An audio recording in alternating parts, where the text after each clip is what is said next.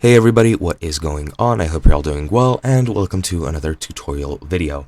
In this video, I'll be explaining to you guys how you can log out of your Amazon account or your Amazon shopping accounts, so let's get right into it.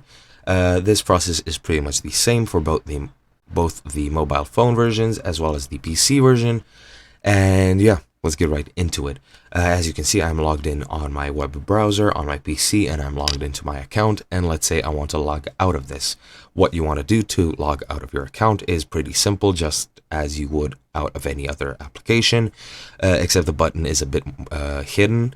What you want to do is hover over the account and lists button, which is right over here. It's to the right of the search bar between the language selection and returns and orders. And once you hover here, you just want to go straight down to this, add this list where it says your account, and the bottom option is sign out. What you want to do is just click on that and you will be signed out from your account.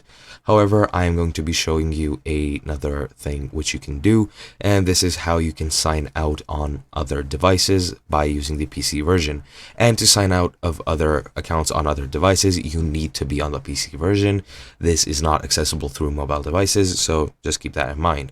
What you want to do is go into account and lists, and what you want to do is scroll down here on this list as well and go to content and devices. Just click on that and you'll be taken to this screen.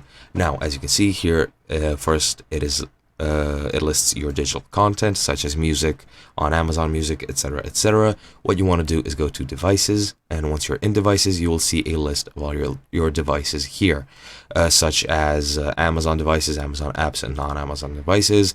Make sure all devices and apps are selected, and make sure all time is selected so that you can see all your devices. If you don't select this, you might miss some from a different time period. Once you see the list of devices, just click on any of these devices and select deregister, and you'll be logged out on that device. And that's about it. I hope you guys enjoyed, and I'll be seeing you guys next time.